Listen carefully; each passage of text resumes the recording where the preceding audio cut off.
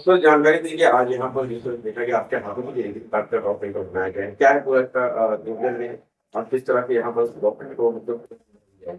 मुझे बताते हुए बहुत ही खुशी हो रही है कि 2012 में जो काम रुक गया था महापालिका की तरफ से, ये जो स्ट्रे डॉग्स है उनका निर्बीजीकरण करने का काम जो रुक गया था वो 2024 में हमने पूरा करके दिखाया है। आपको मैं बताऊं कि 6 बार इसका निविदा करना पड़ा, 4 बार जो निविदा है उसको मुदत देनी पड़ी, फिर भी कोई सामने नहीं आया था। लेकिन ये जो संस्था है हैदराबाद की वेट स्टरलाइजेशन में स्पेशल संस्था है ये, और ये संस्था के कारण ये अपना काम संपन्न हो रहा है। पेटा के जितने नियम हैं, सुप्रीम कोर्ट के जितने आदेश हैं और प्राणी मित्र संगठन की जितनी भी डिमांड है वो सबको पूरा करने के हिसाब से हमने ये पूरी सेंटर फैसिलिटी बनाई है। आपने देखा होगा अभी 144 कुत्ते यहाँ पे हैं, अभी ऐसा इसकी संख्या और दुगनी कर दी जाएगी। अपने भिवंडी में आज की तारीख में साधारण 13 साढ़े 13 हजार कुत्ते हैं। सभी कुत्ते कोई डरावने नहीं है, लेकिन जो कुत्तों ने काटने की जो जरूरत हुई है, काटने का जो प्रसंग हुआ है, बहुत सारे लोगों को काटा हुआ था, तो हमारे यहाँ के लोकल जो विधानसभा के जो आमदार हैं रईस शेख साहब, उन्होंने भी इसका मुद्दा उठाया था विधानसभा में और हमको आदेश मिला था कि इसके ऊपर जल्द से जल्द कार्रवाई की जाए। तो प्रशासन ने रिकॉर्ड टाइम में सबसे फास्ट काम करके ये जो पूरा स्ट्रक्चर खड़ा किया है। हमारे सिटी इंजीनियर श्री सचिन नाइक साहब, इसके लिए बहुत बहुत उनको आभार, और उनका जितनी तारीफ की उतनी कम है। और उसके साथ हमारे जो आरोग्य विभाग के सोनवणे साहब है और तातली साहब है, इन्होंने सब मिलकर ये काम किया। आपको मैं बताऊं कि ये कुत्ता जहाँ भी काटता है या जहाँ जख्मी अवस्था में मिलता है उसको साइंटिफिक तरीके से वहाँ से उठा के उसको यहाँ ट्रांसपोर्ट करके हम यहाँ केज में रखते हैं। उसके लिए उपचार आप ये देख रहे हैं, ऑपरेशन थिएटर है, एयर कंडीशन ऑपरेशन थिएटर है, यहाँ आप सब तरह की दवाई देख रहे हैं और कुत्ते का केज भी देख रहे हैं। इस कुत्ते का पूरा ट्रीटमेंट करके नियम के हिसाब से उसको वहीं पे छोड़ा जाता है। बहुत सारे कुत्ते जो रहते हैं उनको रेबीज वगैरह नहीं हुआ होता, लेकिन अपने मन में डर होता है तो लोग उनको पत्थर मारते हैं या उनको ठीक तरह से ट्रीटमेंट नहीं करते। तो मेरी सभी जनता से आह्वान है कि आप कुत्तों को भी प्यार करिए। आप ये सोसाइटी का वो हिस्सा है और जहाँ उसका स्थान है वहीं उसको बना रहने का अधिकार है। तो कुत्ते को आपको अगर खाना देना है तो आप एक विवक्षित टाइम पे विवक्षित जगह पे उसको खाना दीजिए, ये मेरे आपके सबसे विनती है।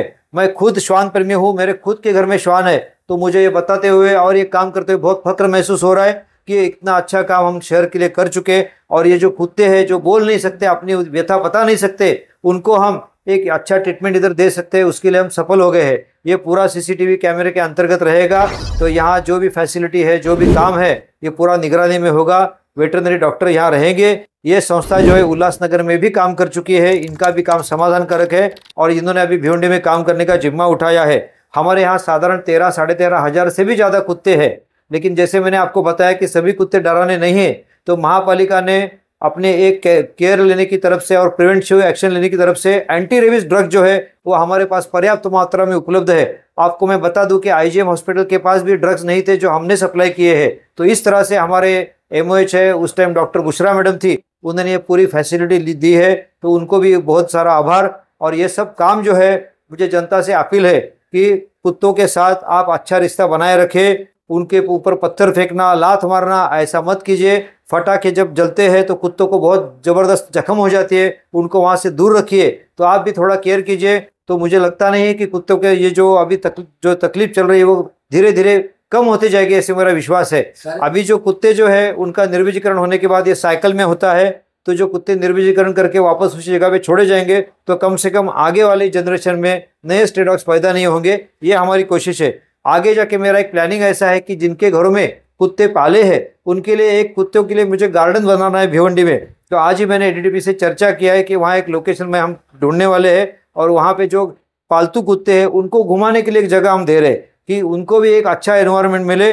अगर वो कुछ उनका जो विष्टा है जो भी है वो उठा के एक जगह पे कलेक्ट करके हम उसको उठाएंगे ताकि गंदगी भी ना फैले। तो इस तरह से ये जो प्राणी के प्रति जो सहानुभूति है, जो दया भाव है, वो दिखाने के लिए मुझे बहुत आनंद होता है कि हमारी महापालिका और उसके आरोग्य के पूरे कर्मचारी, अधिकारी, वैद्य के आरोग्य कर्मचारी और सिटी इंजीनियर डिपार्टमेंट के कर्मचारी सब ने सहभाग दिया। अभी हमारे डीएमसी नए दोंदे साहब है आरोग्य के, उनको भी ये बात पूरी मालूम है, तो उनका भी इधर ध्यान रहेगा। सर ये बताइए इसका प्रोसेस कैसा होगा और पर कुत्तों पे कितना खर्चा है?